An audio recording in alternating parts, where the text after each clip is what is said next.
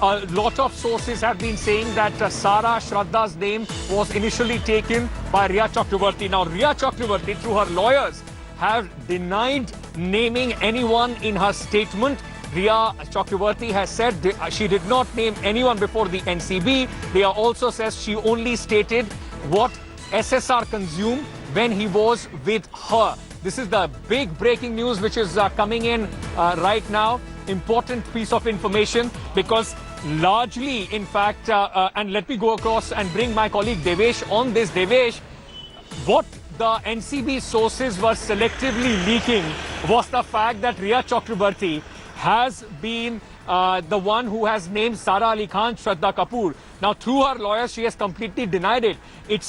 This is where, the question of what kind of evidence value and why is this selective leaking happening, because ultimately it now becomes her version against the version of the NCB.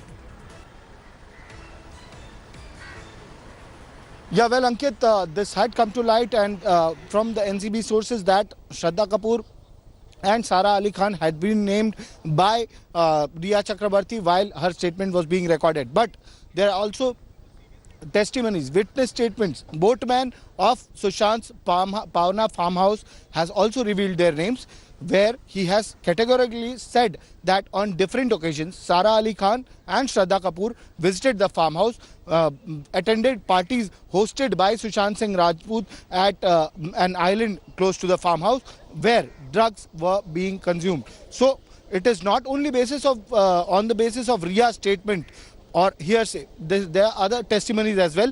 There are other statements as well. Remember, there is a WhatsApp chat of Shraddha Kapoor where she is speaking to Jaya Saha regarding procurement of banned narcotic drugs. So that is also another piece of evidence that the NCB is armed with, and that is why they've been summoned. For a better understanding of your viewers, just explain it to me. All these statements which have been made, do they have an evidentiary value inside the court? I mean, in usual cases, it is under section 164 in front of a magistrate. If a statement is given, that is admissible as, as evidence in the court. In the NCB Act, do these statements which have been made, even if they have been, will they have any evidentiary value? Otherwise, they can go and deny, as possibly Riya is doing right now. Ankit, as you rightly pointed out, that do these statements have evidential value in this particular case? So they have value? They corroborate. They are part of the corroborative evidence that the NCB is armed with, and for seeking custody or for making an arrest, charging someone, they can initially charge, but conviction seems to be a very long road. Conviction seems to be very difficult, because NDPS is a Narcotic Drugs and Psychotropic Substances Act, where there should be possession, there should be consumption, and other than that, only on basis of electronic evidence and testimonies, it will be a very difficult road to tread with for the NCB if they want to seek conviction against the accused person. So as of now, they can go ahead and charge a person, they can go ahead, arrest a person, because they are a law enforcement agency, drug enforcement agency.